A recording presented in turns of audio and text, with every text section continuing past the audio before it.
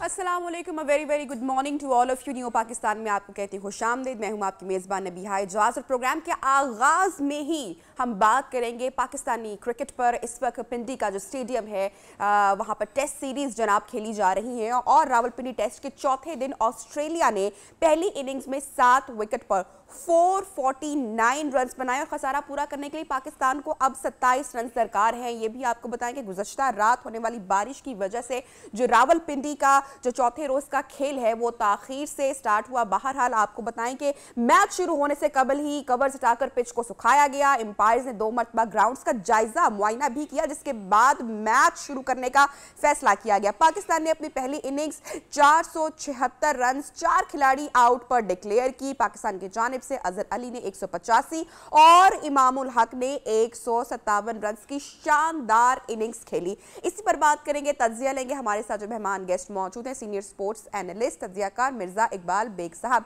इकबाल साहब, रावलपिंडी के तारीखी जो टेस्ट है सिर्फ बैट्समैन का लग रहा है, पिच के हवाले से बॉलर्स को बड़ा टफ टाइम मिल रहा है, क्या कहेंगे आप इस पर? देखिए, अब तो टेस्ट मैच ड्रॉ की तरफ गामजन है और क्योंकि आपकी आवाज का फीडबैक मुझे आ रहा है वापस। जी, आवाज का फीडबैक जरा कम कीजिएगा ताकि बेग साहब को कोई मुश्किल दरपेश ना आए। जी सर, फरमाइएगा। अभी तक ऑस्ट्रेलिया ने 459 रन बना लिए, उनके 9 खिलाड़ी आउट हुए पाकिस्तान के 476 रन के जवाब में। तो बज़ाहिर ये टेस्ट मैच ड्रॉ की तरफ जा रहा है। अच्छा बेग साहब, पिच बॉलर्स को बिल्कुल सपोर्ट नहीं कर रही है, इसके ऊपर बड़ी स्टेटमेंट्स भी आ रही हैं। फास्ट बॉलर जो है मोहम्मद आमिर भी कहते हैं कि बॉलर्स को तो घर चले जाना चाहिए और इस तरह की बातें और चर्चा में है काफी। अब तो जो पिच बनानी थी वो उन्होंने बना ली है। अगर देखा जाए तो वो लगता है कि शिकस्त का खौफ हमारे सर पर सवार था, क्योंकि ऑस्ट्रेलिया की फास्ट बॉलिंग बैटरी बड़ी जबरदस्त है। पैट कमिंस, मिचेल स्टार्क और जॉश हैजलवुड, तो और उन्होंने ऐसी सीरीज में बड़ी आला परफॉर्मेंस दी थी। तो शायद यही वजह थी, इनके जहन में था कि अगर जरा सी भी तेज विकेट या जरा सी भी सीमिंग विकेट बनाई तो पाकिस्तानी बैट्समैनों के लिए मुश्किलात पैदा हो सकती है। लेकिन इस तरह की बेजान विकेटें 24 साल के बाद एक सीरीज, तारीख की सीरीज हो रही है, उसने उनका मजा किरकिरा कर दिया। मेरे ख्याल में ये सोचना चाहिए था अगर सपोर्टिंग विकेट्स बनाते। आप देखें, हमारे फास्ट बॉलर्स ने, शाहीन शाह अफरीदी ने भी विकेट हासिल की, नसीम शाह ने भी विकेट हासिल की, हमारे स्पिनर नुमान अली अब तक 5 विकेटें ले चुके हैं। लेकिन विकेट ऐसी थी नबिया के, बिल्कुल बेजान विकेट, जिसकी वजह से आप देखें आज 5वां और आखिरी दिन है, अभी तक दोनों टीमों की एक एक इनिंग्स मुकम्मल नहीं हुई है।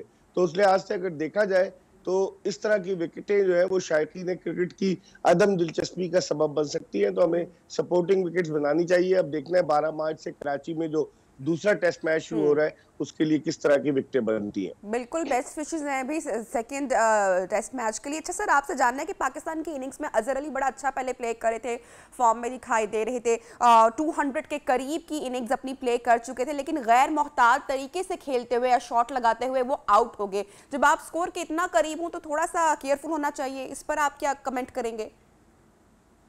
देखें, पाकिस्तानी बैट्समैन अपनी जगह बनाने के लिए खेल रहे थे, क्योंकि उन्हें डर था कि अगर परफॉर्मेंस नहीं दी तो हो सकता है अगले टेस्ट में बाहर हो जाए, क्योंकि पाकिस्तान की सिलेक्शन में मुस्तकिल मिजाजी की कमी है कि कंसिस्टेंसी नजर नहीं आती। इसलिए हर खिलाड़ी पर तलवार लटक रही होती है कि अगर उसने परफॉर्म नहीं किया तो वो टीम से बाहर हो जाएगा। और यही हुआ। इमामुल हक को इन्होंने मौका दिया, हालांकि उसूलन इन्हें शान मसूद को मौका देना चाहिए था, क्योंकि शान मसूद इन फॉर्म थे और वो पीएसएल में भी अच्छा परफॉर्म कर रहे थे। इमामुल हक पीएसएल में कोई मैच नहीं खेले।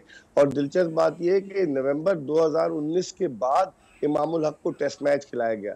I have nothing against him, उन्होंने सेंचुरी बनाई। लेकिन पाकिस्तान में जिसे पिया चाहे वही सुहागन वाली बात है कि लाइकिंग, डिसलाइकिंग, कॉन्फिडेंस, ट्रस्ट, ये चीजें बड़ा काउंट करती हैं। बहरहाल जिस तरीके से इमामुल हक और अजहर अली खेले, ऐसा लग रहा था कि वो अपनी जगह पक्की करने के लिए खेल रहे हैं। जो पाकिस्तान का नेट रन रेट था वो बहुत कम था, जिसकी वजह से टीम को नुकसान हुआ। उसके बरक्स आप देखें, जब उस्मान ख्वाजा और डेविड वार्नर ने ऑस्ट्रेलिया की इनिंग शुरू की तो इन दोनों ने बड़े जारहाना अंदाज से बैटिंग की, पाकिस्तानी बॉलर्स पर चढ़कर खेले। तो थोड़ा सा मैं समझता हूँ कि हमारे यहाँ जो थे, थोड़ा सा हमने मोहतात रवैया, दिफाई हिकमत अमली इख्तियार की, जबकि हमारे बरक्स ऑस्ट्रेलिया ने अच्छा परफॉर्म किया। तो अगले टेस्ट मैचेस में टीम मैनेजमेंट को स्ट्रेटेजी बनाते हुए ये तमाम चीजों को मद्देनजर रखना होगा। अच्छा बेग साहब, बाबर आजम ने जिस तरीके से इनिंग्स डिक्लेयर की, आप उसको समझते हैं कि वो भी ठीक था? देखिए वो 2 दिन हो गए थे, अब अगर आपको ऑस्ट्रेलिया को उसकी मजबूत बैटिंग लाइनअप है, उसको 2 दफा आपने आउट करना है, 20 विकेटें लेनी थी, तो उसके बाद वक्त बड़ी तेजी से हाथ से निकलता जा रहा था। और तीसरे और चौथे दिन जो महकमा मौसमियात ने बारिश की पेशगोई भी की थी, जिसकी वजह से बाबर आजम ये चांस ले रहे थे टीम मैनेजमेंट कि अभी डिक्लेयर करें और कुछ वक्त मिले तो उसमें हम जो है एक आध ऑस्ट्रेलियाई बैट्समैन को आउट कर ले। लेकिन हुआ ये कि चूंकि खराब रोशनी थी, लाइट टावर्स ऑन थे, तो उसकी वजह से अंपायर ने फास्ट बॉलर्स को बॉलिंग कराने की इजाजत नहीं दी और सिर्फ एक ही ओवर स्पिनर साजिद खान से मुमकिन हो सका। तो हमारा वो डिक्लेरेशन जो है वो बिला वजह के लिए जाया गया हमारा डिक्लेरेशन। बाज लोगों की ओपिनियन है, बाज एक्सपर्ट की, कि पाकिस्तान को बैटिंग करनी चाहिए थी, थोड़ी और रन स्कोर कर लेता। अब आप देखें ना कि ऑस्ट्रेलिया और पाकिस्तान के स्कोर में ज्यादा फर्क नहीं है, बिल्कुल ये बेजान टेस्ट मैच, बेनतीजा टेस्ट मैच, जिसमें अब शायकीन की दिलचस्पी कम हो गई है। आज का दिन तो महज एक रस्मी कार्रवाई है कि जो 5वां और आखिरी दिन है। तो ये क्लियर है कि मैच जो है वो ड्रॉ की जानिब जा रहा है। क्रिकेट के खेल में जब तक आखिरी गेंद न फेंक दी जाए कोई बात हतमी तौर पर नहीं कही जा सकती। अब यकीनन पाकिस्तान बैटिंग करेगा और पाकिस्तान की बैटिंग का इम्तिहान होगा कि पाकिस्तानी बैट्समैन अगर शुरू में 1-2 विकेटें गिर जाती हैं और ऑस्ट्रेलियन अगर इस सेशन में 2-3 विकेटें ले लेते हैं तो फिर दिलचस्प हो जाएगा मैच, क्योंकि ऑस्ट्रेलियंस तेज खेलते हैं। अगर उन्हें कोई टारगेट मिलता है तो उस टारगेट का ताक़ुब कर सकते हैं। लेकिन बज़ाहिर यही नजर आता है, जो क्रिकेट में जो माहिरीन की राय है, कि ये टेस्ट मैच ड्रॉ की तरफ गामजन है। अच्छा बेग साहब, हम जरा कुछ बात करते हैं पाकिस्तान में जो खुशगवार क्रिकेट लौटी है उसके हवाले से। जो ऑस्ट्रेलियाई खिलाड़ी हैं वो भी काफ़ी मुतमईन दिखाई दे रहे हैं, चाहे सिक्योरिटी की बात हो, चाहे अजान की आवाज़ सुनने पर जो ऑस्ट्रेलियाई खिलाड़ी हैं उनका ये कहना है कि बड़ा खुशगवार लम्हा था जब हमने सुनी। तो इस तरह की काफ़ी जो है वो पॉजिटिव बातें, पॉजिटिव वाइब्स भी जो है वो गूंज रही हैं और काफ़ी चर्चा उनकी हो रही है। इस पर आप क्या कहेंगे? देखिए 3 मार्च 2009 को गद्दाफी स्टेडियम लाहौर के बाहर श्रीलंकन टीम पर अटैक हुआ। 13 बरस बीत चुके हैं और उसके अलावा जो टीमें पाकिस्तान के दौरे पर आई, जिम्बाब्वे की टीम जिसकी कोई अपनी वैल्यू नहीं थी, जो मई 2015 में आई, और फिर उसके बाद टीमों ने आना शुरू किया, बांग्लादेश, श्रीलंका, वेस्ट इंडीज वो आई, फिर last year south Africa I. लेकिन लोग कहते हैं कि असल क्रिकेट बहाल उसी सूरत में होगी जब इंग्लैंड, ऑस्ट्रेलिया, न्यूजीलैंड जैसी टीमें पाकिस्तान आएंगी। तो ये बड़ी खुशाइन बात है, 24 साल के तवील अरसे के बाद ऑस्ट्रेलिया की क्रिकेट टीम पाकिस्तान आई है और उस वक्त तो शाहीन आफरीदी पैदा भी नहीं हुए थे। तो 24 साल के तवील अरसे के बाद टीम का आना पाकिस्तान क्रिकेट की रौनकों को बहाल करना है। और मैं समझता हूं कि अब इंग्लैंड की टीम ने भी इस साल T20 वर्ल्ड कप में जाने से पहले, ऑस्ट्रेलिया जाने से पहले पाकिस्तान आना है। न्यूजीलैंड भी अप्रूवल दे चुका है। तो मेरे ख्याल में अगर आप देखें तो अब दरवाजे मुकम्मल तौर से खुल चुके हैं इंटरनेशनल क्रिकेट के। और अगर आप उनको देखें तो पाकिस्तानी टीम जिस तरह से कारकर्दगी है, जो टीमें आती हैं और जो जिस तरीके से जो लॉ एंड ऑर्डर की सिचुएशन है वो कंट्रोल की जाती है, टीमों को सदर मुमलिकत के बराबर जो है वो प्रोटोकॉल दिया जाता है, सिक्योरिटी दी जाती है। तो ये पाकिस्तान क्रिकेट के लिए बड़ी खुशाइन बात है। बिल्कुल, बहुत शुक्रिया बेग साहब, आपने वक्त निकाला नियो पाकिस्तान के लिए और टेस्ट सीरीज पर आप तज्जिया अपना सामने रख रहे थे। प्रोग्राम में बढ़ेंगे जनाब एक छोटे से वक्फे के जानिब, जब ब्रेक से वापस आएंगे प्रोग्राम में गुफ्तगू को बढ़ाएंगे आगे, साथ रहिएगा।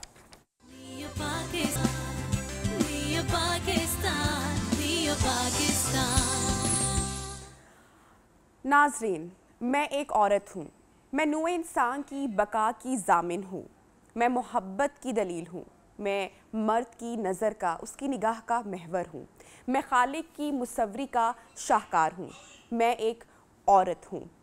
लेकिन सदियों से मुझे ज़िंदा दरगोर किया गया, मेरा इस्तेहसाल किया गया।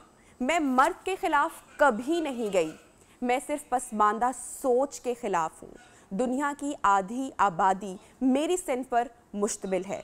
मैं सिर्फ अपने हक़ का, अपने हकूक़ का, इंसाफ का मुतालबा करती हूँ। मैं एक औरत हूँ, मैं एक इंसान हूँ। क्या मैं कुछ गलत मांग रही हूँ? क्या मुझे अपने हक़ के लिए आवाज़ बुलंद करने का भी हक़ हासिल नहीं है? आज के दिन की अहमियत के हवाले से बात करेंगे। हमारे साथ जो गेस्ट स्पीकर मौजूद हैं उनका मैं तारुफ आपसे करवाती चलूं। औरत मार्च के हवाले से ऑर्गेनाइजर लाइबा जैनब इस वक्त हमारे साथ इन कॉन्वर्सेशन है। Laiba, thank you so much, आपने वक्त निकाला, हमें ज्वाइन किया आज के दिन के हवाले से। सबसे पहले तो मैं आज के दिन की अहमियत के हवाले से बात करना चाहूंगी। इस बार औरत मार्च में क्या मुतालबात है, मैं चाहूंगी कि एक बार आप शेयर करें हमारी ऑडियंस के साथ। बहुत बहुत शुक्रिया कि आप लोगों ने मुझे इनविटेशन भेजा। देखिए, औरत मार्च का हर चैप्टर अपनी एक अलग मुनफरिद सोच के साथ चलता है और हर चैप्टर का अलग थीम होता है। मिसाल के तौर पे जिस तरह लाहौर का इस साल का थीम है असल इंसाफ, री इमेजिनिंग जस्टिस, जो हर तरह के उन हुकूक की बात तो कर ही रहे हैं जो नॉर्मली हम सब तौर पे उनका फोकस इस बात पे है कि असल इंसाफ है क्या। इसी तरह जो कराची का चैप्टर है उनका जो पूरा थीम है वो उजरत, सुकून, इन चीज़ों पे है। और मुल्तान का जो थीम है वो एजुकेशन पे है। तो इसी तरह जितने हमारे चैप्टर्स हैं उनके अलग अलग थीम्स होते हैं, उनके अलग अलग चार्टर ऑफ डिमांड्स होते हैं। मुल्तान में इस दफ़ा जो चार्टर ऑफ डिमांड्स हमारा है उसके 27 पॉइंट्स हैं, लेकिन हमने सबसे मेजर फोकस उसमें एजुकेशन पे रखा हुआ है और एजुकेशन के साथ साथ बाकी सब इश्यूज पे भी हम लोग ने डिमांड्स अपनी रखी हुई हैं। तो मैं रिक्वेस्ट करूंगी जितने भी लोग हमें देख रहे हैं, आप हमारे सोशल मीडिया पेजेस पे जाके बआसानी हमारा मंशूर पढ़ सकते हैं। और अगर आप मुल्तान में पार्टिसिपेट करें तो हम लोगों ने चार्टर ऑफ डिमांड्स प्रिंट भी कराए हुए ताकि जिन लोगों की सोशल मीडिया तक एक्सेस नहीं है और वो लोग आ रहे हैं तो हम उनको भी ये चीज़ें सारी बता सकें। लेकिन मेरा ख्याल है कि it's a very happy day, all of us are very excited. ये कल जो हमारे हर शहर में जो माहौल था और जिस तरह हम सब साथी इकट्ठे हुए थे वो बिल्कुल वैसे ही था जैसे ईद से पहले हम लोग चांद रात पे इकट्ठे होते हैं, प्रिपरेशंस चल रही होती हैं। तो हम लोगों ने कल मिलके सारे प्लैकार्ड्स बनाए। And I will also request कि अगर आप 2-4 प्लैकार्ड्स पे सिर्फ फोकस ना करें और लाइक डेफिनेटली करें, डिबेट जनरेट करें, we are happy to talk about it. But अच्छा होगा कि अगर आप बाकी सब प्लैकार्ड्स को भी देखें और उन पे भी हमसे बात करें क्योंकि वो भी हमारे चार्टर ऑफ डिमांड्स का हिस्सा है। लेकिन मैं आपको और जितनी भी खवातीन हमें देख रही हैं उन सबको इंटरनेशनल वुमेन्स डे की बहुत बहुत मुबारकबाद देना चाहूँगी। आज मेरा ख्याल है हमारा दिन है तो हम सबको सेलिब्रेट करना चाहिए। बिल्कुल जी, सेलिब्रेट करना चाहिए। और हमें मेरे ख्याल से आज की दिन की जो अहमियत है उस हवाले से भी बहुत सारी ख़वातीन यकीनी तौर पर बात भी करती हुई दिखाई दे रही हैं। और क्यों ना बात करें, क्योंकि सदियों से हमेशा ऐसा होता है कि ख़वातीन को जो उनके बेसिक, जो उनके बुनियादी हकूक़ हैं उससे हमेशा महरूम रखा गया है।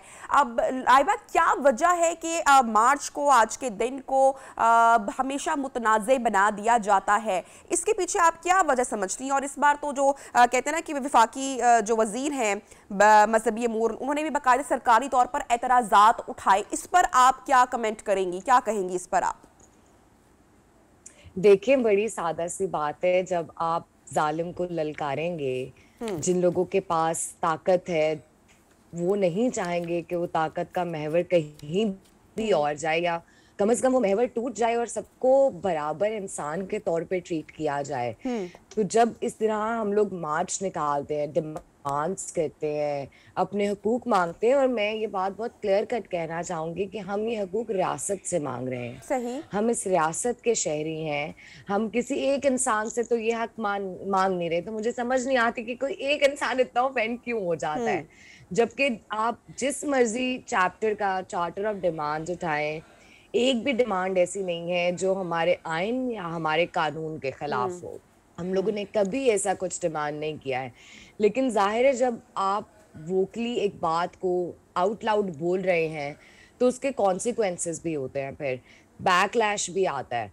मैं ज़ाती तौर पे ये कहती हूँ कि जो लोग वाकई हमसे कोई सवाल करना चाहते हैं, कुछ पूछना चाहते हैं, तो मैं तो उनको बहुत क्लियर कट जवाब भी देती हूँ, इंटरैक्ट भी करती हूँ उनसे। लेकिन जाहिर है कि अगर कोई आके सीधा मुझे गाली देगा या मेरी कैरेक्टर असैसिनेशन करेगा, फिर उन लोगों से तो बात करने का कोई फ़ायदा नहीं होता। तो ये एक तनकीद हमेशा की जाती है औरत मार्च पे, और फॉर दैट मैटर किसी भी ऐसे इंसान पे जो एक नॉर्मल एक्सेप्टेड वे जो हमारा है ना ऑप्रेस होने का, उससे थोड़ा सा हट के बात करे तो उसको गालियां भी पड़ती हैं, ताने भी पड़ते हैं, उसके खिलाफ केसेस भी होते हैं। ये हमारी हिस्ट्री का हिस्सा है, मौजूदा दौर का हिस्सा है, आने वाले दौर में भी बहुत जल्दी ये चीजें तब्दील नहीं होने वाली हैं। तो ऐसा नहीं है कि आप एक दिन में या 5 साल में एक हजारों साल पुरानी सोच को बदल सकें। लेकिन मैंने ये जरूर नोटिस किया है कि वक्त के साथ साथ जैसे 2018 में मेरे इर्द गिर्द के सर्कल में लोग जिस तरह औरत मार्च के बारे में बात करते थे, वो नैरेटिव अब काफी चेंज हुआ है। और मेरा ख्याल है चैरिटी बिगिंस एट होम। बिल्कुल। तो सबसे पहले तो ये जरूरी है ना, हम आसपास के लोगों को बताएं कि क्या चीजें हैं जो जरूरी हैं, जो अहम है। एंड अब प्रॉब्लम ये है कि इस मुल्क में कुछ भी होता है, कोई भी मसला होता है, सबसे पहले बात की जाती है ये औरत मार्च वालियां किधर है। आई डू नॉट अंडरस्टैंड कि रियासत ने जो लोगों के हकूक पूरे करने हैं उसकी सारी जिम्मेदारी औरत मार्च के कांधों पे डालकर ये उम्मीद रखना कि चीजें बदल जाएंगी, मेरा नहीं ख्याल कि ये एक जस्टिफाइड तरीका है। जैसे मैं आपको एक चार्टर ऑफ डिमांड में एक पॉइंट हमारा है कि पुलिस टॉर्चर के खिलाफ जो 2 बिल्स मौजूद हैं इस टाइम हमारे लॉ मेकर्स के पास, उसमें से किसी भी एक को पास करके पुलिस टॉर्चर को क्रिमिनलाइज किया जाए। अब ये एक ऐसा मसला है जो पूरा पाकिस्तान फेस करता है, जेंडर का इसमें कोई रोल नहीं है। लाइक हम सॉर्ट ऑफ टॉर्चर की फॉर्म्स पे चेंजेस देख सकते हैं, लेकिन मैं इसलिए कह रही हूँ कि जेंडर का कोई रोल नहीं है क्योंकि हर जेंडर ने पुलिस टॉर्चर को फेस किया है। मर्द हजरात ने पुलिस टॉर्चर को फेस किया, कस्टोडियल टॉर्चर की वजह से रॉन्गफुल कन्फेशंस होती हैं, उनकी रॉन्गफुल कन्विक्शंस होती हैं उनकी। इसी तरह ट्रांस कम्युनिटी के हमारे जितने लोग हैं वो तो आराम से अपनी बर्थडे पार्टीज भी नहीं सेलिब्रेट कर पाते हैं, वहां भी छापे पड़ जाते हैं, उनको भी मार पड़ती है। तो ये एक ऐसा इशू है जिसपे हर एक को बात करनी चाहिए। इसी तरह जैसे हमारे चार्टर ऑफ डिमांड का पहला पॉइंट ये है कि 16 साल की उम्र तक के बच्चों की एजुकेशन ना सिर्फ ये कि लाजमी करार दी गई है बल्कि उसको इंश्योर किया जाए, क्योंकि साउथ पंजाब के डायनामिक्स बहुत चेंज हैं अगर हम उनको कंपेयर करें बड़े शहरों से। तो इसीलिए हमने सोचा था कि हमारा इस साल का जो पूरा चार्टर ऑफ डिमांड्स होगा वो कहीं ना कहीं एजुकेशन से रिलेटेड जरूर होगा, लेकिन उसके साथ अगर हम बराबर उजरत मांग रहे हैं तो मुझे लगता है कि ये तो आपको और मेरा मसला भी है। ये तो हम भी हमारी फील्ड में फेस करते हैं कि किस तरह से कुछ लोगों को ज्यादा सैलरी मिलती है, कुछ को कम मिलती है, जबकि वो एग्जैक्टली सेम काम कर रहे होते हैं। लाइबा, मुझे आपसे ये भी जानना है कि औरत के जो हालिया जो अब उनके हकूक के लिए जो इक़दाम किए जा रहे हैं, आपको लगता है कि हुकूमत उसमें काफ़ी हद तक मुतहरिक दिखाई आपको देखती है? और मज़ीद कौन से ऐसे शोबे हैं जहाँ पर आप समझते हैं कि कानून साजी की मज़ीद गुंजाइश है या ज़रूरत है? देखिए, मैं ये कहूंगी कि कानून साजी की जरूरत तो बहुत कम जगहों पे है। हमारे मुल्क में बहुत सारे इश्यूज के लिए कवानीन है, मसला इम्प्लीमेंटेशन का है, क्योंकि उस तरह से इम्प्लीमेंट ही नहीं किया जाता है। उस तरह जिस तरह फॉर एग्जाम्पल जैसे मुल्तान में जब इन्होंने विमेन क्राइसिस सेंटर बनाया था तो उस विमेन क्राइसिस सेंटर में एक फोरेंसिक लैब भी होनी थी, उस विमेन क्राइसिस सेंटर में उनके शेल्टर का इंतज़ाम भी होना था, वहाँ साइकोलॉजिस्ट ने भी होना था, वहाँ पे अदालतें भी बननी थी, वहाँ पे फीमेल लॉयर्स भी हायर होनी थी। लेकिन अनफॉर्चुनेटली ये सब कुछ नहीं हुआ है। मैं ये नहीं कह रही हूँ कि पीसेस बिट्स एंड पीसेस में ये चीज़ें नहीं हुई हैं, कुछ चीज़ें पूरी हो गई हैं, लेकिन आप देखें इतनी सिंपल सी एक चीज़ है कि अगर कोई भी क्राइम होता है और फोरेंसिक की ज़रूरत पड़ती है तो मुल्तान से सारे सैम्पल्स लाहौर जाते हैं, फॉर दैट मैटर पूरे साउथ पंजाब से सैम्पल्स लाहौर जाते हैं। और जो लोग क्रिमिनली इन्वेस्टिगेट करते हैं चीज़ों को, उनको इस बात का अंदाज़ा होगा कि अगर इतना ट्रैवल करना पड़े सैम्पल्स को तो बहुत हद तक ये एक चांस होता है कि वो सैम्पल्स ज़ाया हो सकते हैं। अब ये किसी एक स्पेसिफिक क्राइम की बात नहीं हो रही है, हर क्राइम की बात हो रही है। सो ये जो एक नैरेटिव है ना कि औरत मार्च सिर्फ और सिर्फ औरतों के हकूक की बात करती है, मेरा ख्याल है चार्टर ऑफ डिमांड्स में जिस तरह की बातें लिखी गई हैं वो तो हर जेंडर के लिए इक्वली उतना ही इम्पोर्टेंट। और अगर मेरे ख्याल से कोई तफसीली तौर पर इसका जायजा लेगा तो उसको पता चलेगा कि ये कितना जरूरी है, कितना इंपॉर्टेंट है। लाइबा, मैं आपसे ये भी जानूंगी कि असल बात हमेशा मुतालबात की होती है, क्लियरेंस की होती है, लेकिन क्या वजह है, आप क्या समझती हैं कि मुतालबात पसे मंजर में चले जाते हैं और कुछ जो गैर जरूरी चीजें हैं वो सामने आ जाती हैं? इस पर आप क्या राय रखती हैं? अगर तो गैर जरूरी चीजों का मतलब वो प्लैकार्ड्स हैं जिनको हमारे यहाँ कंट्रोवर्शियल समझा जाता है तो मेरा नहीं ख्याल वो गैर जरूरी हैं। मिसाल के तौर पे अपना खाना खुद गर्म कर लो पे बहुत डिबेट चली, बहुत बहस चली। उसका मतलब ये नहीं है कि औरतों को कोई तकलीफ है उठ के माइक्रोवेव में खाना गर्म करने से। They have been doing this all their lives, ये अनपेड लेबर है उनका। लेकिन इसके पीछे जितनी कहानियां, मेरा ख्याल है कि हमें उन पर भी बात करनी चाहिए। हमारे मुल्क में ऐसे रिपोर्टेड केसेस हैं जहां खाना गर्म ना देने पे औरतों का कत्ल हुआ है, जहाँ गोल रोटी ना बनाने पे एक बाप ने अपनी बेटी को मार दिया है। पर सिमिलरली जैसे मेरी मर्जी पे बहुत ज्यादा डिबेट की जाती है, तो उसकी जो इंटरप्रिटेशन वो प्लाकार्ड लिखने वाले देखिए लोग लाइबा, दे रहे हैं, इंटरप्रिटेशन तो मसला ये कोई हम भी नहीं किसी भी चाहते। तरीके से कर सकता है। मेरे ख्याल से इंटरप्रिटेशन हर शख्स की जो है वो अलग होती है, उसकी जाती राय पर डिपेंड करती है। तो कुछ लोग जो है वो इसके जो बुनियादी जो मैनिफेस्टो है या जो एक कहते हैं ना कि चार्टर ऑफ डिमांड है, उससे हटकर जो गैर जरूरी बातें करते हैं, मेरा उससे मुराद था। अच्छा, ये अभी मैं आपसे जानना चाहूंगी लाइबा कि औरतों, ख्वाजा सराओं और जो सिनफे मुनफरद है उनसे ताल्लुक रखने वालों को भी काफी हद तक मसाइल का सामना करना पड़ता है। इस बारे में आप कुछ शेयर कीजिएगा। हाँ, बिल्कुल करना पड़ता है। I think they are one of the most vulnerable communities of Pakistan, क्योंकि हम लोगों को इस तरह से ट्रेन ही नहीं किया गया, या हमें हमेशा सिर्फ इस कॉन्सेप्ट के साथ जीने का कहा गया कि ये जो ख्वाजा सिरा होते हैं ना, ये बहुत फहाशी फैलाते हैं। उनको इसी वजह से घर नहीं मिलते किराए पे, कोई अपनी बिल्डिंग में अपार्टमेंट देने को तैयार नहीं होता है। किसी को भी जब इस तरीके से अप्रोच किया जाए तो उन्हें ये लगता है कि बस अब हमारे इर्द गिर्द का सारा माहौल खराब हो जाएगा, जबकि हमें इस बात पे फोकस करना चाहिए कि जो ट्रांसजेंडर प्रोटेक्शन एक्ट 2018 है उसकी मुकम्मल इम्प्लीमेंटेशन की जाए। मुल्तान के चार्टर ऑफ डिमांड्स में ये एक डिमांड है। हम लोगों का ये मानना है कि हम में से कोई भी बरतर नहीं है। जब सब बराबर के शहरी हैं, जब सब आज़ाद शहरी के तौर पे इस मुल्क में पैदा हुए हैं, तो फिर उनको ये आज़ादी भी मिलनी चाहिए कि वो जैसे अपनी ज़िंदगी गुजारना चाहें, जैसे उसको बेहतर बनाना चाहें, बना सकें। एक बड़ी खुशाइंद बात है कि मुल्तान में कुछ अर्सा पहले स्पेसिफिकली ट्रांसजेंडर कम्युनिटी के लिए एक स्कूल खोला गया। लेकिन मुझे लगता है कि ये एक कदम आइसोलेशन की तरफ भी है।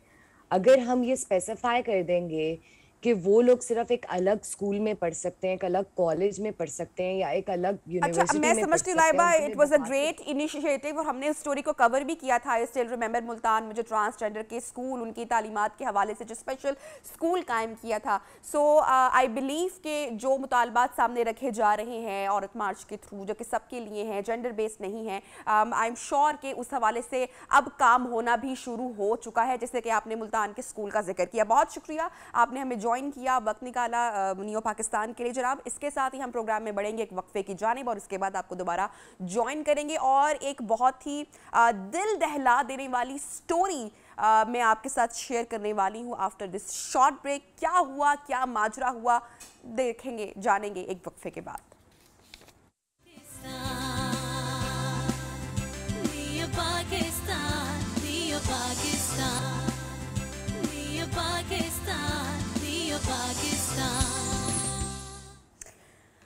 Welcome back. प्रोग्राम में आपको खुशामदीद कहते हैं और एक बहुत ही दिल दहला देने वाली स्टोरी मैं आपके साथ शेयर करूंगी।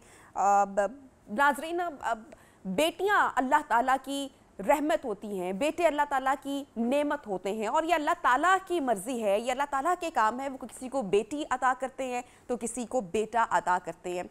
बीबी फातिमा खातून जन्नत जब आप सल्लल्लाहु अलैहि वसल्लम की बारगाह में हाजिर होती तो मेरे आका सल्लल्लाहु अलैहि वसल्लम खड़े हो जाते, अपनी चादर मुबारक उनके लिए बिछाते और उनसे मोहब्बत से पेश आते। लेकिन आज का ज़माना भी मुझे लगता है कि ज़माना जाहिलियत से कम नहीं है, जहाँ पर अल्लाह ताला जब किसी को रहमत अता करता है, बेटी अता करता है, तो वो शख्स, वो जालिम, वो सफाक बाप अज़ाब इलाही का मुर्तकब होता है। ऐसा ही एक अफसोसनाक, दिल दहला देने वाला, दिल खराश वाक़या मियाँ वाली में पेश आया, जहाँ पर एक संगदिल जालिम सफाक बाप ने महज अपनी 7 दिन की बेटी को गोली मारकर कत्ल कर दिया इस बिना पर, इस ख्वाहिश पर, क्योंकि उसको बेटा चाहिए था। आज के दिन जहां पर हम औरत मार्च के हवाले से बात कर रहे हैं, खवातीन के खवातीन के हकूक़ के हवाले से बात करें, वहीं पर आज हमारे मुल्क में, हमारे मुआशरे में जुल्म की ऐसी दास्तानें भी रकम हो रही हैं जहां पर बेटियों को पैदा होते ही मार दिया जाता है। मुझे तो यकीन नहीं आ रहा कि वाकई हम क्या इतने पीछे रह चुके हैं, इतने ज़माने जाहिलियत, दौरे जाहिलियत में हम रह चुके हैं। बहरहाल इसके ऊपर बात करेंगे। बच्ची के जो पूरा ये वाकया पेश आया, मुल्जिम कहां पर मौजूद है, आया उसको पुलिस गिरफ्तार कर रही है या क्या इक़दाम कर रही है, ये डिटेल्स भी मैं आपके साथ शेयर करूंगी इन आप प्रोग्राम। लेकिन सबसे पहले human right activist Zahra Khalid हमारे साथ प्रोग्राम में इन कॉन्वर्सेशन है। ज़हरा, बहुत शुक्रिया आपने वक्त निकाला। ये किस किस्म के लोग हैं, ये किस किस्म का माइंडसेट है जो आज के दौर में भी बच्चियों के साथ ऐसा सलूक करते हैं कि जान से मार डाला?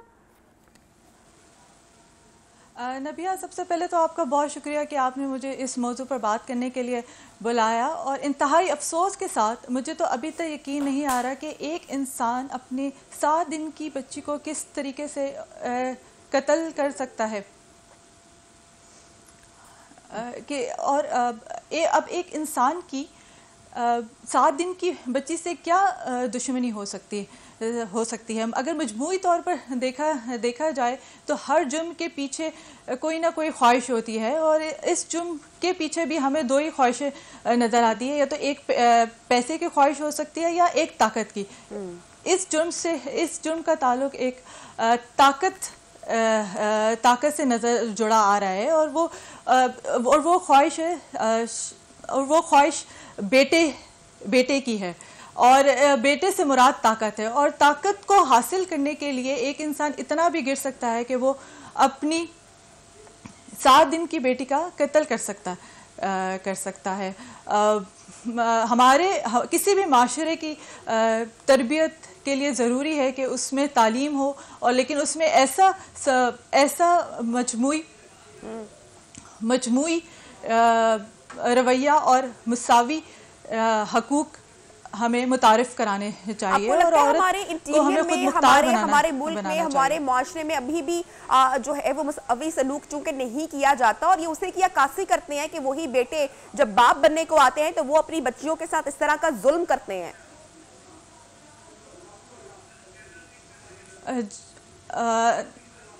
जी नबिया, बिल्कुल सही बात कह रहे हैं आप। मैं एक इस्लामिक स्कॉलर नहीं हूँ, लेकिन मैं एक इस्लामी माशरे में रहती हूँ, और मर्द और औरत को इस्लाम में कहा गया है कि मर्द और औरत एक दूसरे से है, और ऐसने तकवीम का जिक्र किया गया है, दोनों को ऐसने तकवीम पर रखा गया है। हज़रत अली आप हमारे साथ इन कॉन्वर्सेशन आप हमारे साथ मौजूद रहिए। कुफर का निज़ाम चल सकता है, लेकिन मियां वाली में बच्ची के साथ जिस बच्ची को कत्ल किया गया, 7 दिन की बच्ची, उसका जो मामू है यानी कि माँ का सगा भाई इरफान, वो इस वक्त हमारे साथ इन कॉन्वर्सेशन है। हम इरफान से बात करते हैं। अस्सलाम वालेकुम इरफान, मुझे बताइएगा ये पूरा वाकया किस तरह से पेश आया? पूरा वाकया ऐसा पेश आया कि 7 दिन पहले बच्ची की पैदाइश हुई, ठीक, तो उसको ये रंज था कि मेरा बेटा पैदा क्यों नहीं हुआ। तो वो फिर कल उसने पहले बच्ची को फर्श पे उठा के मारा, उसके बाद फिर 5 फायर मार के कत्ल कर दिया। इरफान, बच्ची की माँ को क्या पहले से टॉर्चर किया जाता रहा? पूरी प्रेगनेंसी में, हमल के दौरान बेटे की ख्वाहिश का इजहार किया जाता रहा फैमिली की तरफ से? क्या प्रेशर सिर्फ शौहर की तरफ से था या पूरे खानदान वालों, ससुराल वालों की तरफ से भी था? नहीं, शौहर की तरफ से प्रेशर था, लेकिन इतना ज्यादा नहीं था। लेकिन जब बच्ची की पैदाइश हुई तो फिर उसको जो है ना उस चीज का रंज था कि मेरा बेटा क्यों नहीं पैदा हुआ। अच्छा, तो बच्ची की पैदाइश पर पहला रद्द अमल क्या दिया बच्ची के बाप ने? पहला रद्द अमल यही दिया कि मेरा बेटा पैदा होना चाहिए था, मेरी बेटी क्यों पैदा हो गई। जाहिर है जालिम आदमी और क्या सोच सकते हैं। अच्छा, और 7वें दिन जो है बच्ची को फायर करके मार दिया गया, उससे पहले भी तशद्दुद किया गया क्या माँ पर और बच्ची पर? नहीं, माँ पर पहले तशद्दुद नहीं किया गया। उसी टाइम ही उसकी प्री प्लानिंग थी, तो उसने पहले बच्ची को छीना माँ से, माँ नहीं दे रही थी, तो बच्ची दूध पी रही थी, फिर बच्ची को उठा के फर्श पर मारा, फिर उसके ऊपर 5 फायर कर दिए। अच्छा, अब इरफान मुझे बताइएगा, क्या ये शख्स बिल्कुल नॉर्मल इंसान है या ये आप समझते हैं जी कि ये बिल्कुल नफ्सियाती पहले भी था बिल्कुल थोड़ा सा, अब इसको शायद ज्यादा नहीं जहनी नहीं मसाइल नहीं हो गए? कोई क्योंकि जब भी नफ्सियाती इस नहीं तरह था, के केसेस बिल्कुल इरफान कोर्ट बिल्कुल में ठीक जाते था। हैं, कचहरी में जाते हैं, तो बाद में आता है कि वो शख्स तो नफ्सियाती था या जहनी मरीज था। तो मैं आपसे जानना चाह रही हूँ कि नहीं आप नहीं ये जी जी बिल्कुल हमारी अपनी फैमिली का था, और बच्ची की माँ का फर्स्ट कजन था, खाला का बेटा था। तो पता तो चलता है ना कि अपनी फैमिली का जो बच्चा होता है पता होता है कि ये ज़हनी मरीज है, ये बिल्कुल ठीक है, ये बिल्कुल ठीक था। अगर ये पागल होता तो ये खुद को भी फायर मार देता ना। हाँ, तो बीवी के साथ शादी बिल्कुल ठीक चल रही थी, ताल्लुकात बिल्कुल ठीक चल रहे थे, किसी बिल्कुल किस्म के गुस्से के मसाइल बिल्कुल थे 2 इस शख्स साल को हो गए पहले थे, से ही? बिल्कुल कोई मसला नहीं था, 2 साल हो गए, कभी कोई प्रॉब्लम नहीं आई थी। अच्छा, तो आपकी बहन को किसी लम्हे ये एहसास हुआ कि ये शख्स बच्ची को इतना नुकसान पहुंचा सकता है कि उसकी जान ही ले लेगा? नहीं, अगर उसको ये एहसास होता है या जरा सा भी पता होता तो जाहिर है वो हमें बताती, हम उसको अपने घर ले आते। अच्छा, अभी तो इस तरह मुल्जिम की पहले कहाँ पर कभी कोई है? बात नहीं पुलिस हुई थी। क्या इक़दामात कर रही है? पुलिस ने मुलजिम तो जाहिर है छुपा हुआ है। पुलिस ने परसों रात डीपीओ साहब खुद गए थे हॉस्पिटल में वाली, तो डीपीओ साहब ने 24 घंटे का टाइम दिया था कि 24 घंटे में हम उसको गिरफ्तार करेंगे। तो ठीक 24 घंटे तो कल रात को पूरे हो गए। ठीक तो अभी तक पुलिस कार्रवाई तो कर रही है, भाग दौड़ कर रही है पुलिस, लेकिन अभी तक गिरफ्तार नहीं हुआ। तो ठीक है मेरा ये मुतालबा है कि पुलिस के पास तो बहुत ज्यादा सोर्स होते हैं, आपको ठीक तो है। इरफान, पता ये है कि शख्स जियो गिरफ्तार फेंसिंग और हो 100 जाता है तरीके तो होते आप क्या हैं, तो चाहेंगे, इस वो शख्स को तरीके क्या कार सजा सारे मिलनी इस्तेमाल करें। चाहिए? इसको सजाए मौत मिलनी चाहिए। बल्कि मेरा तो हुकूमत से ये मुतालबा है, इमरान खान से ये मुतालबा है कि कोई ऐसा कानून बनाए कि ये जो हमारा अदालती निज़ाम है कि 2-2 3-3 साल एक केस चलता है और उसके बाद इंसाफ मिलता है, तो ऐसे शख्स को तो बिल्कुल सरेआम चौक बिल्कुल पे खड़ा बिल्कुल, करके सख्त से फायर सख्त, मारना कड़ी से चाहिए। कड़ी सजा और मैं मिलनी चाहिए। ये बहुत शुक्रिया इरफान। और ज़हरा भी हमारे साथ शामिल गुफ्तगू में। ज़ाहिरा, इस तरह के वाकयात, बेतहाशा वाकयात आए दिन रिपोर्ट होते हैं और बहुत सारे वाकयात रिपोर्ट नहीं होते हैं। आप क्या कहना चाहेंगी कि जल्द अज जल्द ऐसी फैमिलीज को इंसाफ मिलना चाहिए? जी बिल्कुल, इंसाफ मिलना चाहिए। आपके जाने से पहले मैं यही बात कर रही थी कि कुफर का निज़ाम तो चल सकता है लेकिन जुल्म का निज़ाम नहीं चल सकता। और हमें और अगर अब औरतें तजदीद अहद लेकर सड़कों पर निकलती हैं तो हमें चाहिए कि हम उनको मर्दों को चाहिए कि वो अब उनके शाना बशाना आकर खड़े हों और उसको ये ना समझे कि हम उनके सामने आकर खड़े हुए हैं, बल्कि उनको ये चाहिए कि वो ये समझे कि हम उनके साथ खड़े हैं। पूरी दुनिया में देखा गया है कि मार्च होते हैं, लेकिन इसका ताल्लुक किसी भी जो है वो किसी भी ताकत का हसूल नहीं है। इसका ताल्लुक ये है कि हम अपने जो हमारे मसाइल हैं औरत के, जो पेशा वराना है या जो एक घरेलू औरत के, उसका हल होना जरूरी है। ज़हरा, बहुत शुक्रिया आपने वक्त निकाला हमारे प्रोग्राम के लिए और बहुत ही दिलखराश यकीनी तौर पर ये वाकया पेश आया है। बहुत ही दुख का, ज़ाती तौर पे बीइंग अ मदर मुझे इस वाकये की बहुत तकलीफ हुई है और ऐसे मुजरिमान को, ऐसे मुल्जिमान को फौरी तौर पर गिरफ्तार करना चाहिए, उनको सख्त से सख्त सजा मिलनी चाहिए और सरेआम मिलनी चाहिए ताकि ऐसे लोग इबरत का निशाना बने और कोई इस तरह का घिनौना जुर्म करते हुए डरे या उसके हाथ जरूर कांपे। प्रोग्राम में बढ़ेंगे एक वक्फे की जानिब, हेडलाइन ब्रेक की जानिब बढ़ेंगे, जिसके बाद आपको प्रोग्राम में दोबारा ज्वाइन करेंगे। Stay with us.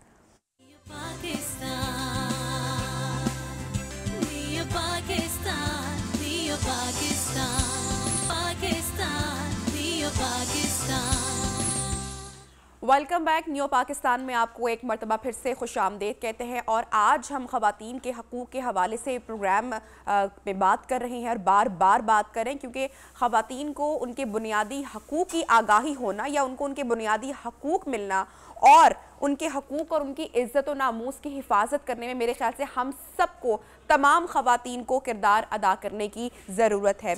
इसी हवाले से आज हमने प्रोग्राम का आगाज़ भी किया। औरत मार्च के हवाले से भी हमने प्रोग्राम में गुफ्तगू की और जो औरत मार्च का जो बुनियादी जो चार्टर ऑफ डिमांड है वो भी आपके साथ हम शेयर कर रहे थे और ख़वातीन को इस हवाले से आगाही पहुँचाना हमारा मकसद है। बात करेंगे हमारे साथ जो गेस्ट स्पीकर इस वक्त इन कॉन्वर्सेशन है, जिन्होंने हमें ज्वाइन किया है इन शो, कशमाला तारिक साहिबा जो कि फेडरल मुख्तसब भी हैं। कशमाला जी, बहुत शुक्रिया, आपने वक्त निकाला हमारे आज के प्रोग्राम के लिए। हमारे माशरे में ख़वातीन को नीचा दिखाने के लिए बाकायदा मिसालें बनी हुई हैं कि ये नाक़िसुल अक़ल है, इसकी अक़ल घुटनों में है, क्या ज़रूरत है ख़वातीन की पढ़ाई भी मुकम्मल करने की, बेटों की पढ़ाई उनकी तालीम तरजीहात का हिस्सा है, इससे ज़्यादा अब क्या औरत पर और जुल्म होगा? नहीं, मैं I tend to disagree with it कि नाक़िसुल अकल है और ये तो मर्दों के लिए भी कहा जा सकता है, एक मुहावरा है और सिर्फ ख़वातीन स्पेसिफिक नहीं है। मैं समझती हूँ कि हमारे इदारों में जो मर्द काम नहीं करते हम भी उनको इस किस्म की बातें कह सकते हैं, लेकिन जो पिक्चर है I think it's not that bleak. हमें आज वुमेंस डे है and we are celebrating women's day और मैं समझती हूँ कि जो महरूमियाँ हैं हम उनकी डिमांड कर रहे हैं, हम जेंडर इक्वालिटी मांग रहे हैं, हम काम कर रहे हैं। आज से अगर आप 4-5 साल पहले देखें तो मेरे इदारे का नाम भी किसी को नहीं पता था। आज सबको पता है कि अगर हरास की हो तो हमने कहाँ जाना है, हमें प्रॉपर्टी में राइट्स चाहिए हैं, अगर हमें उनसे महरूम रखा गया हमने कहाँ जाना है। तो विद ईच पासिंग डे हम आगे जा रहे हैं। वेस्ट में भी आप देखें कि वोटिंग राइट्स कब मिले थे, तो आहिस्ता आहिस्ता वो स्टेज के ऊपर पहुँचे हैं। आज हमारी ख़वातीन बाकी जितनी सो कॉल्ड डेमोक्रेसीज़ हैं या वेस्टर्न वर्ल्ड है उससे देखें, पार्लियामेंट में हमारी ख़वातीन ज़्यादा हैं। फिर उसके बाद अगर आप देखें हमारी अभी रिसेंटली सुप्रीम कोर्ट में जो जज लगी हैं, डिस्पाइट मुश्किलें दिक्कतें आई लेकिन हमने वो ग्लास सीलिंग तोड़ा और वहाँ पहुँची। तो हमारी बच्चियाँ सिविल सर्विसेज में देखें ऑलमोस्ट 50% को रीच आउट कर गई हैं ऑफिसर्स जो हैं। आप ख़वातीन वकला देखें, डॉक्टर्स देखें, इंजीनियर्स देखें, आप मेरिट लिस्ट देखें तो मर्दों को पीछे छोड़ रही हैं। तो I see the positive side of the picture, इतनी ब्लीक साइड नहीं है। और अगर आप पूरी दुनिया के फिगर्स उठाएं और देखें कि वहाँ पे भी क्या साइको लोग हैं और किस किस्म का ख़वातीन के साथ भी सिर्फ हाँ लॉज हैं, लॉज की इम्प्लीमेंटेशन पे सख्ती होनी चाहिए। हमारे जो जुडिशल सिस्टम है जिसके अंदर कवानीन जिनमें इंसाफ के हसूल के लिए साल लगते हैं, मैं समझती हूँ कि उसको सख्त करके विद इन 6 मंथ्स ख़वातीन के हर किस्म के, चाहे वो मेंटेनेंस का केस हो, खुला का केस हो, डोमेस्टिक वायलेंस का केस हो, हमारे पास 2 महीने में इंसाफ मिलता है हमारे इदारे में। तो इस चीज़ के ऊपर अगर हम सख्ती करें, चीफ जस्टिस सारे 4 सूबों के और चीफ जस्टिस ऑफ पाकिस्तान इस चीज़ को लाए अमल में कराएं तो things can improve a lot. दूसरी तरफ ये कि ख़वातीन के जो केसेस हैं विमेन फ्रेंडली पुलिस स्टेशन हों, उनको ये पता हो कि वहाँ पे भी जाके वो हरासा नहीं होंगी पुलिस वाले से और वहाँ पे अच्छे तरीके से बाइज़्ज़त तरीके से उनको हैंडल किया जाएगा। तो आई वुड से कि बहुत टर्न अराउंड चीज़ें कर सकती हैं। साथ ही साथ ख़वातीन को हम कहते हैं इक्वल जॉब अपॉर्चुनिटीज़ दी जाए, उनको इन्वॉल्व किया जाए from grass root level to the decision making level. तो घर के ख़ानदान के मसाइल में उनके साथ मशावरत की जाए, दफातर में मशावरत की जाए, उनको इस तरह की इंपॉर्टेंट पोजीशंस मिलनी चाहिए एंड दे अर्न इट। ये नहीं कि आप उनको कोई तोहफा दे रहे हैं या उन पर कोई फेवर कर रहे हैं। They are as smart as you, I would say rather smarter. ख़वातीन मल्टीटास्किंग करती हैं, घर भी चलाती हैं, दफातर भी चलाती हैं, बच्चे भी पालती हैं, बच्चों को पढ़ाती भी हैं, सोशलाइज भी करती हैं, बाहर जाके ग्रोसरीज भी करती हैं। ये सारी चीज़ें वो अपने ससुराल को भी देखती हैं, मेके को भी देखती हैं, अपने बच्चों को देखती हैं। तो सारी चीज़ें इमोशनली अपने आप को इतना स्ट्रॉन्ग करती हैं कि लेके चलती हैं। एक मर्द तो ये सब कुछ नहीं कर सकता। तो I would say women are better than men any time. हमें सेलिब्रेट करना चाहिए अपनी स्ट्रेंथ्स को और हम हर वक्त मजलूमियत क्यों करते हैं और ये क्यों करते हैं। तो आप रवैये हैं ये, आप एक 2 साइड्स ऑफ अ स्टोरी, आप उसको नेगेटिव ले लें या पॉजिटिव ले लें। और कशमाना जी बिल्कुल being a woman, being a mother, मैं तो इसको बिल्कुल सेलिब्रेट करना चाहूंगी and I totally agree with you. आप जितनी बातें कह रही हैं और जो नाक़िसुल अकल वाली बात कही, ये डेफिनेटली ये मैं नहीं कहती, ये लोग करते हैं इस तरह की बातें ताकि किसी को नीचा दिखाया जा सके। लेकिन आप वाली बात बिल्कुल दुरुस्त है कि हमें अपनी स्ट्रेंथ को सेलिब्रेट करना है, हमने हमारी स्ट्रेंथ देखनी है और औरत वाकई में बहुत मजबूत भी है। अच्छा, ऐसे में जहां पर हम हमारी स्ट्रेंथ्स को देखते हैं वहीं पर क्या मर्द बच्चा पैदा कर सकता है, ये बताएं? No, not at all. क्या मर्द इतनी तकलीफ बर्दाश्त कर सकता है और बच्चा पैदा कर सकता है? तो फिर मैं तो समझती हूँ कि मर्द जो है वो शायद एक बच्चे की परवरिश भी उस तरीके से नहीं कर सकता है जिस तरह से एक औरत, जिस तरह से एक माँ करती है, औरत कर सकती है। कशमाना जी देखिए जी, अगर एक घर में तलाक होती है, नहीं आप ये देखें कि अगर खातून मर जाती है, ठीक है, तो मर्द फटाफट दूसरी शादी करने चला जाता है कि हाँ, ये बच्चे कौन पालेगा, घर कौन संभालेगा। जबकि एक मर्द अगर एक औरत को बच्चों समेत छोड़ जाता है या फौत हो जाता है तो वो औरत अकेले अपने बच्चे पालती है। यूजुअली द प्रैक्टिस इज कि वो घर भी संभालती है, बच्चे भी संभालती है, उनकी रोजी रोटी भी करती है। बिल्कुल। तो औरत को तो मैं कहती हूँ सलाम है। बिल्कुल बिल्कुल बिल्कुल। अब अच्छा कशमाला जी, आपकी प्रोग्राम का हिस्सा बनने से पहले हम एक स्टोरी कवर कर रहे थे जहां पर 7 दिन की बच्ची को बाप ने ही फायर करके कत्ल कर दिया। मुलजिम की गिरफ्तारी के हवाले से तलाश भी जारी है। इस तरह के वाकयात भी आज हो रहे हैं, रूनमा होते हैं ऐसे वाकया जहां पर हम औरत की स्ट्रेंथ की बात करते हैं, वहां पर हम ऐसे मुद्दों को, ऐसे टॉपिक्स को भी हाईलाइट करते हैं। ऐसे में आम लोगों की तरफ से तो औरत मार्च को या आज के दिन को मुतनाज़े बनाया ही जाता है, लेकिन ये जो रिसेंटली नूरुल हक कादरी साहब ने वज़ीर आज़म खान साहब को जो खत लिखा, उस पर आप क्या कमेंट करना चाहेंगी? देखें जी, मैं तो कहती हूँ, अभी जैसे मैंने आपको कहा कि किसी भी कंट्रोवर्सी के बजाय किसी के ख़त लिखने से या ना लिखने से कोई फ़र्क नहीं पड़ता। जो ख़वातीन औरत मार्च कर रही हैं, गुड फॉर देम कि वो अपने राइट्स के लिए आवाज़ उठा रही हैं। वो समझती हैं कि हमें इस तरह एक दिन है जो वो मार्क कर रही हैं, करने दें। जिन्होंने अपने देखिए, इस्लाम ने सबसे पहले औरत को, ये जो आपने दरगोर करने वाली बात की, इस्लाम टर्न्ड इट अराउंड। इस्लाम ने औरत को इज़्ज़त दी, इस्लाम ने औरत को हक़ दिए, इस्लाम ने औरत को जायदाद में हक़ दिए। तो फिर हमें एक मुआशरा है ना, जो हम कहें कि उस मुआशरे के अंदर हमें तब्दीली लेके आनी है, सोच मुस्बत करनी है, इज़्ज़त देनी है औरत को। ये कौन करेगा? ये एक तरबियत माँ बाप मिल के घर में करेंगे कि बेटी की नहीं, आपको सिर्फ बेटी की नहीं, बेटे की तरबियत करनी है कि बाहर घर से निकलो तो दूसरों की माँओं बहनों बेटियों को भी इज़्ज़त हो। ये सोच की तब्दीली है। आपने, जब हम जेंडर इक्वालिटी मांगते हैं तो इज्जत भी इक्वल मांगते हैं। औरत के बगैर भी मुआशरा कंप्लीट नहीं और मर्द के बगैर भी मुआशरा कंप्लीट नहीं। हमने तसादुम नहीं क्रिएट करना, हमने उनको समझाना है कि लिव एंड लेट लिव, इज्जत से रहने दो, अपनी स्पेस उनकी इन्वेड ना करें और आप भी उनकी इज्जत करें और वो भी आपकी इज्जत करें। तो ये हमें तसादुम नहीं चाहिए मुआशरे में, और उससे तसादुम से मुआशरा चल भी नहीं सकता। हम ये जो सोच है इसकी तब्दीली के लिए लॉज को इम्प्लीमेंट करें। देखिए, लॉ क्या है? कानून जब किसी को फाइन होता है, किसी को जॉब से निकाला जाता है, तो वो क्या है? एक डेटरेंट है, वो एक रुकावट है। उस चीज़ को ये बाकी लोगों के लिए एक मिसाल बन जाती है कि देखो, अगर मैंने ये कहा, ये खौफ डाला जाता है, तो मेरे साथ मुझे अपनी जॉब से हाथ धोना पड़ेगा। अगर मैंने ये गलत सिग्नल तोड़ा तो फाइन होगा, यही कहते हैं ना जी। तो इसी तरह जब किसी खातून की तजलील हो, अब ये देखिए कोई रेप केसेस हो, ये बच्चों के रेप केसेस हैं, ये सारी दुनिया में ऐसे वल्चर्स हैं, साइको लोग हैं, लेकिन हमें इसको ख़त्म करना है। हमने लोगों को आगाही देनी है कि कोई भी गलत काम देखें तो आवाज़ उठाएं, ख़वातीन को बताएं। कवानीन बन चुके हैं, इदारे बन चुके हैं, इम्प्लीमेंटेशन हो रही है, और जिन इदारों में, जैसे मैंने कहा, जुडिशरी को ज़रूरत है कि वो अपने केसेस को जल्दी निपटाए, तो अगर हम ऐसी चीज़ें करें तो हमें क्यों नहीं मिसाली मुआशरा बन सकते। लेकिन आप ये देखें कि एक पड़ोसी है, वो रोज़ सुनता है उसके अगले फ्लैट में या अगले घर में एक शौहर अपनी बीवी को मारता है, तो क्या उस पर फ़र्ज़ नहीं है कि वो फ़ोन उठा के 15 को फ़ोन करे और कहे कि मेरे साथ के घर में ये हो रहा है? क्या उस पर ये लाजिम नहीं कि उसके घर पे जाके दस्तक दे और कहे कि भाई तुम एक औरत को क्यों मारे हो, मुझे चीखो पुकार की आवाज़ सुनाई दे रही है। इसी तरह कोई, जब हम टेररिज्म बहुत ज़्यादा था तो हम कहते नहीं थे नेबरहुड वॉच हो, कि मोहल्ले के लोग देखें कोई बाहर का बंदा तो नहीं आ रहा।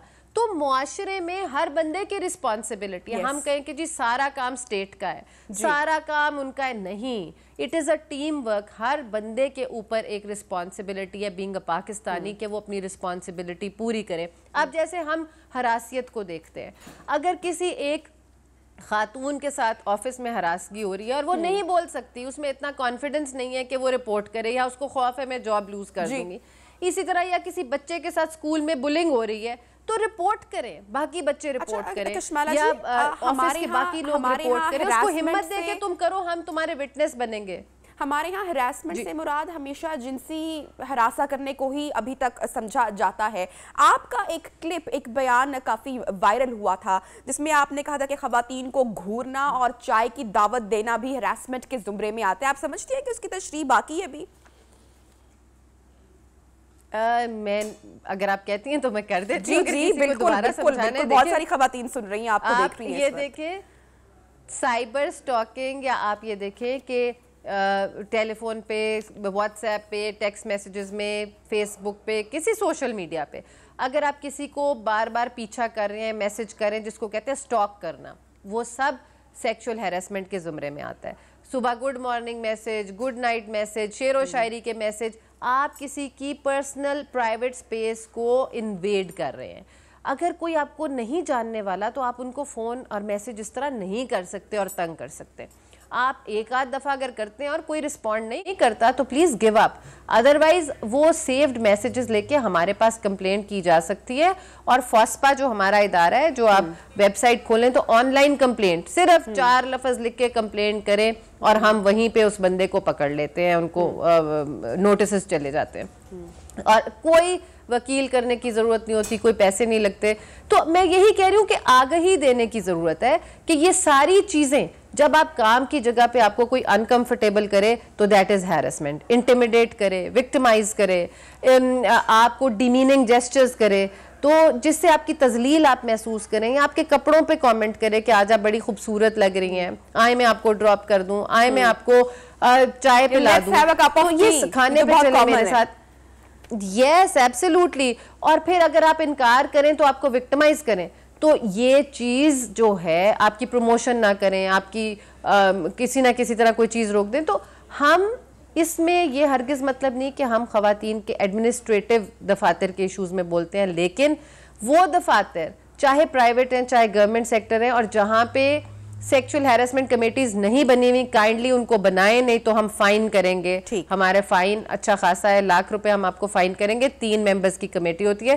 देखिए जब केस आता है, अब बड़े बड़े इदारे हमारे पास आते हैं तो हम पूछते हैं कि आपको इन्होंने कंप्लेन की थी, और कंप्लेनेंट आके कहते हैं नहीं जी हमारे इदारे में तो सेक्सुअल हैरेसमेंट कमेटी ही नहीं है, फिर हम उनको फाइन भी करते हैं। तो पहले ही बना लें ताकि आप अपने स्टाफ और एम्प्लॉयज को ये कन्वीनियंस दे सके और वो उससे फायदा उठा सके और उनकी हैरेसमेंट और अपने मामला आप अपने ऑफिस में सॉर्ट आउट करें। अदरवाइज अगर किसी को उनके फैसले से तसल्ली नहीं है तो वो अपील में फॉस्पा के पास आ सकते हैं या सूबाई मोतसिब के पास जा सकते हैं। अच्छा कशमाला जी, ये जो हैरासमेंट एक्ट 2010 है, आप इस पे कितने केसेस अब तक दर्ज हुए हैं, उनके जो फैसले हैं उनके हवाले से आप क्या शेयर करना चाहेंगी? कितनी कामयाबी हुई है और कितने वाकयात में कमी आई है?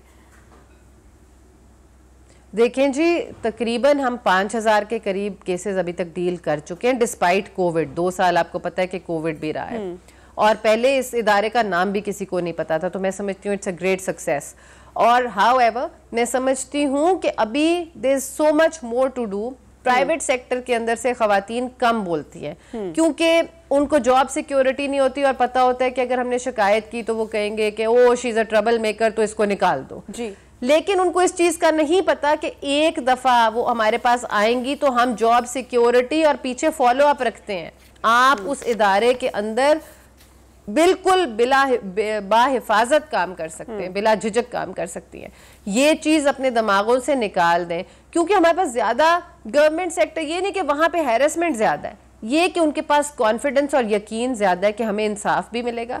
जब एक आता है तो वो दूसरे से सुनता है तो दूसरी खातून हिम्मत करके हमारे पास आती है। बिल्कुल बिल्कुल। तो प्राइवेट सेक्टर वालों को हमें ये अभी हिम्मत हौसला देने की मजीद ज़रूरत है। और आप लोग जो मीडिया पे हैं और जब हमें आप गाहे बगाहे प्रोग्राम्स में लेते हैं तो इससे अवेयरनेस क्रिएट होती है। बिल्कुल। और हम सारी खवातीन इसमें आपके साथ हैं कशमाला जी, और हमारी भी यही कोशिश होती है कि उन इश्यूज को हम हमेशा हाईलाइट कर सके जिसको खवातीन सामना करती हैं, जिनको फेस करती हैं। एक और आपको इम्पॉर्टेंट बात बताऊं कि हमारा 2020 में जो नया कानून आया है जिसमें खवातीन को जायदाद और विरासती हकूक हम दिला रहे हैं 2 महीने में।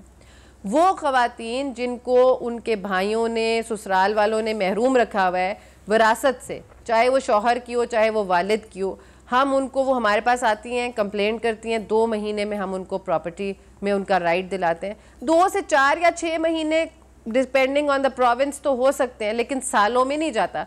जो लोग दीवानी मुकदमों में, सिविल कोर्ट्स में जाके, यानी कि अब उन केसेस का फैसला भी 2-4 महीने में हो रहा है, जिसके लिए पहले बहुत साल लग जाया करते थे। कशमाना जी, बहुत शुक्रिया कि आपने वक्त निकाला नियो पाकिस्तान के लिए और आज के इस अहम टॉपिक पर आपने बात की। जनाब, यौम ख़वातीन मनाने का मकसद क्या है? जिंदगी के मुख्तलिफ शोबों में ख़वातीन की कामयाबी को मनाने के बारे में ये दिन कैसा है? मुआशरे में सिनफी तासुब के खिलाफ बेदारी पैदा करना और ज्यादा मसावी मुआशरे को कायम करने की कोशिश करना, जहां खवातीन को भी बराबरी के हुकूक हासिल हों। मजबूत बेटियों की परवरिश में माओ का क्या किरदार हो सकता है और उनके लिए वो किस तरह सबसे बड़ा सपोर्ट सिस्टम बन सकती हैं, खास तौर पर छोटी बच्चियों के लिए, छोटी लड़कियों के लिए जो अभी समझ बूझ नहीं रखती हैं। लाइफ बॉय शैम्पू का पैगाम है कि पाकिस्तानी बेटियों को तालीम के जरिए मजबूत बनाने के लिए अपने मिशन को आगे बढ़ाना है।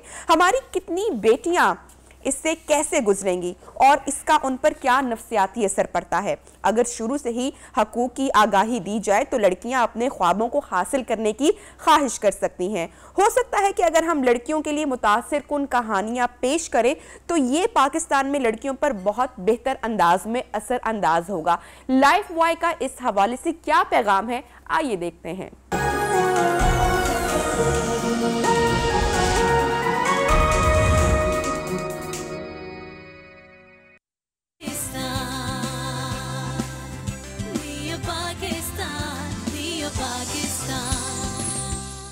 Welcome back. प्रोग्राम में एक मरतबा आपको फिर से खुशामदीद कहते हैं। और जो मुल्क का सियासी माहौल है उसमें नहायत ही गर्मा गर्मी देखी जा रही है, नहायत ही हलचल का शिकार है मुल्क का सियासी मौसम। और बिलावल भुट्टो की जानिब से दिए गए 48 घंटे पूरे हो चुके हैं। मौलाना फजलुर रहमान का अल्टीमेटम भी खत्म हो चुका है। अभी तक तहरीके अदम एतमाद पेश नहीं की गई, जबकि दूसरी जानिब कप्तान के खिलाड़ी भी अब आउट होना शुरू हो चुके हैं। नदीम अफजल चंद हुकूमत का साथ छोड़ने के बाद दोबारा पीपल्स पार्टी में बाकायदा तौर पर शमूलियत इख्तियार कर चुके हैं, जबकि सूबाई वजीर अलीम खान भी मुस्लिम लीग नून की सीनियर क़यादत के राब्ते में है। कल प्रेस कॉन्फ्रेंस भी की गई। दूसरी जानिब अलीम खान ने जहांगीर तरीन ग्रुप को भी ज्वाइन कर लिया है और जहांगीर तरीन को लेकर हुकूमत पर अब सवालात उठना शुरू हो गए हैं। इस पूरे मामले पर बात करने के लिए हमारे साथ सीनियर सहाफ़ी एनालिस्ट नसरुल्लाह मलिक साहब इस वक्त उन्होंने हमें ज्वाइन किया। मलिक सर, बहुत बहुत शुक्रिया, आपने वक्त निकाला हमारे प्रोग्राम के लिए। आपसे मैं जानना चाह रही हूं कि अलीम खान जहांगीर तरीन ग्रुप को ज्वाइन करना क्या हुकूमत के लिए बहुत चैलेंजिंग होगा? क्योंकि हमने देखा कि हुकूमत की कैसी दौड़ें लग गई जब कल अलीम खान ने प्रेस कॉन्फ्रेंस की। क्या पंजाब का मंजरनामा तब्दील होने वाला है आने वाले दिनों में? देखें, अदम एतमाद कामयाब होती है नहीं होती, कब आती है, लेकिन एक बात बड़ी बुनियादी अहमियत इख्तियार कर गई है कि इमरान खान साहब जो वज़ीर आज़म हैं अपने उन नाराज कारकुनों से जिनसे वो बात भी करना चाहते थे और उन रहनुमाओं से जिनके साथ मुतअद्दिद बार कोशिश की गई कि इमरान खान साहब का कोई मुफाहमत हो जाए, वो बिल्कुल तैयार नहीं थे। लेकिन अब उनके लिए गवर्नर सिंध को भी दुहराया जा रहा है और खुद इमरान खान साहब राब्ते करने की कोशिश कर रहे हैं, लेकिन इसके बावजूद वो लोग जो है वो अपना पावर शो कर रहे हैं। अलीम खान और जहांगीर खान तरीन दो मुखालफ ग्रुप समझे जाते थे माजी में, और दोनों ग्रुपों का इकट्ठे हो जाना एक बड़ा चैलेंज है इमरान खान साहब के लिए। अब जैसा कि माजी में जब जहांगीर खान तरीन ग्रुप ने अलग इख्तियार की PTI से एक अपना अलग धड़ा बना के ये साबित किया था कि वो एक पावर पॉलिटिक्स में उनका बड़ा अहम किरदार है और वो जब चाहें हुकूमत के लिए मुश्किलात पैदा कर सकते हैं। अब अलीम खान का वजन भी इसी पड़े में चला गया है, इसलिए हुकूमत के लिए अब थ्रेट अपोजिशन शायद कम होगी, लेकिन अपनी सफ़ों में जो दरारें हैं वो ज्यादा एक बन गई हैं और हुकूमत को उनको राजी करने के लिए भरपूर इक़दाम भी करने पड़ेंगे। और इमरान खान साहब को अब जो वो एक वज़ारत उज़्मा की कुर्सी पे बैठ के नीचे देखने को तैयार नहीं थे, उन्हें नीचे उतरना पड़ेगा। ठीक है नसरुल्लाह मलिक साहब, खबरें चल रही हैं सरगर्म है कि अलीम खान साहब की मुलाकात वज़ीर आज़म इमरान खान से भी आज मुतवक्के है। आप समझते हैं कि कोई बड़ी ऑफर मिल सकती है अलीम खान को? मेरे ख्याल में इमरान खान साहब हर उस शख्स से मिलेंगे जिससे वो बिल्कुल नहीं मिलना चाहते थे। ऑफर मेरा नहीं ख्याल, और इस मौके पर अलीम खान साहब कोई ऑफर कबूल करेंगे, क्योंकि अलीम खान साहब ने कल भी कहा था कि वो किसी ओहदे के लिए या किसी जो है ओहदे को हासिल करने के लिए वजारत से अलग नहीं हुए थे, बल्कि मुसलसल जो उनकी कोशिश थी कि पाकिस्तान तहरीक इंसाफ ने जो वादा किया, जो मंशूर किया, उस पर अमल दरामद हो। लेकिन जब उनके इख्तिलाफात बने उस्मान बुज़दार साहब से, जिस तरीके से उनको जो है वो पंजाब में इनएक्टिव कर दिया गया और जहाँ जिस दफ्तर में वो बैठते थे उस पर भी बड़ी बातें की गई, तो अलीम खान साहब ने अपने आप को अलग कर लिया था। और जब कुछ लोग कोशिशें कर रहे थे अलीम खान साहब की और इमरान खान साहब की मुलाकात हो जाए, मामलात हल हो जाएं, तब इमरान खान साहब कतन तैयार नहीं थे। और ना ही जंगीर खान तरीन के हवाले से इमरान खान साहब के अंदर कोई लचक थी। अगरचे PTI के अंदर बहुत से ऐसे रहनुमा मौजूद हैं जो अलीम खान साहब या जंगीर खान साहब तरीन के साथ भी हैं और इमरान खान साहब के साथ भी हैं, उनकी मुतअद्दिद बार ये कोशिश थी कि ये मुलाकातें हो जाएं और कोई ऐसी नौबत ना आए जिससे ये अलग खड़ा बनकर सामने आ जाएं। लेकिन इमरान खान साहब को चूंकि ये कोई दबाव का सामना नहीं था, वो समझते थे कि उनको हर तरफ से मुकम्मल सपोर्ट हासिल है और फिर अपोजिशन भी कोई इतना बड़ा थ्रेट उनके लिए पैदा नहीं कर रही है, इसलिए वो बड़े इजी होकर उन रहनुमाओं को जो भी उनसे नाराज होता था उनको जाने देते थे और उनसे बात करने को तैयार नहीं थे। तो मैं समझता हूँ कि अपोजिशन अदम एतमाद करने में कामयाब हो या ना हो, लेकिन अपोजिशन की सबसे बड़ी जीत ये है कि इमरान खान साहब को अब हर दरवाजे पे जाना पड़ेगा और हर उस रहनुमा से मिलना पड़ेगा जो उनके लिए कोई हैसियत नहीं रखता था। बिल्कुल और काफी आने वाले दिनों में काफी यहाँ मेल मुलाकातें भी हो सकती हैं और बेशक ये हुकूमत के घबराने की इलामत आप समझते हैं सर कि वजीर आजम की जेर सदार तीसरी बार भी जो विफाकी काबीना का इजलास है वो मुलतवी हो चुका है। दूसरी जानिब जो राना सनाउल्लाह साहब है वो मजे की स्टेटमेंट दे रहे हैं, वो कह रहे हैं कि कौमी असम्बली के कारपेट उठाए जा रहे हैं, उखाड़े जा रहे हैं, लेकिन इजलास तलब नहीं किया जा रहा। इस पर आप क्या कमेंट करेंगे? मेरे ख्याल में घबराने से अब मामला आगे बढ़ चुके हैं। घबराने का वक्त जो था वजीर आजम वो भी अब गुजार चुके हैं, अब उससे आगे मामलात हैं। अब इमरान खान साहब को अपनी सूबाई हुकूमत बचाने के लिए ज्यादा इक़दाम करने पड़ेंगे और उसके बाद वफात के अंदर भी उनको मुश्किलात का सामना करना पड़ सकता है। और यही अगर सूरत हाल रहती है और अगर अज़म एतमाद कामयाब नहीं भी होती, तो जब बजट करीब आएगा तब इमरान खान साहब की मुश्किलात और बढ़ जाएंगी। ये नाराज जो उनके इत्तेहादी हैं ये भी उनके लिए मसाइल पैदा करेंगे और जो उनके अपने लोग नाराज हैं वो भी उनके लिए अपने लिए मसाइल पैदा करेंगे। और अगर सूरत हाल जैसा कि अब तक देखी जा रही है, ऐसे ही एस्टैब्लिशमेंट का किरदार रहता है कि वो जो है अपने आप को बिल्कुल साइलेंट रखते हैं मौजूदा सूरत हाल से, फिर तो इमरान खान साहब को अपनी हुकूमत बचाना बड़ा मुश्किल हो जाएगा। ठीक है मलिक सर, आप भी एक बाखबर आदमी हैं, सहाफ़ी हैं, आपसे मैं जानना चाहूँगी कि कोई बड़े मज़ीद नाम आने वाले दिनों में आपको लगता है कि शमूलियत होने वाली है अपोजिशन में या PTI का जो है उससे वो अलहदगी इख्तियार करने वाले हैं? कुछ ऐसा आप शेयर करना चाहेंगे, बताना चाहेंगे? देखिए, राब्ते तो बहुत से लोगों के हुए हैं, बहुत से लोग आइंदा आने वाले इंतखाबात में जो है वो सेंट्रल पंजाब से भी पुलिस जमातों की मुख्तलिफ टिकट मांग रहे हैं और यकीन दहानी चाह रहे हैं कि उनको अगर यकीन दहानी करवाए तो वो PTI से मुस्ताफी होने को तैयार हैं। बहुत से लोग राब्ते में हैं और जो एक तादाद बताई जा रही है वो अब 25 से 30 अराकीन असम्बली हो सकते हैं कि जो इस वक्त अपोजिशन के साथ राब्तों में हैं। और अगर इसको इस सूरत हाल को पाकिस्तान तहरीक इंसाफ की हुकूमत इन रहनुमाओं के साथ रब्ता करके उनको राजी करने में कामयाब नहीं होती तो एक बहुत बड़ा थ्रेट है कि चंद जो है अदली बरतरी से कायम होने वाली हुकूमत के लिए चंद लोग भी अगर उनसे अलग होते हैं तो बड़ी मुश्किलात बढ़ सकती हैं। और जंगीर खान तरीन और अलीम खान साहब जो हैं, मेरा नहीं ख्याल अब सिर्फ इमरान खान साहब की तरफ से जो है राजी किए जाने पर राजी होंगे। मामलात बहुत दूर तक जा चुके हैं, मुलाकातें भी होंगी, लेकिन ये दूरियां वक्ती तौर पर कम हो सकती हैं, लेकिन आप समझें कि ये मुस्तकिल तौर पर कम हो जाएंगी, ऐसा शायद मुमकिन अब नजर नहीं आता है।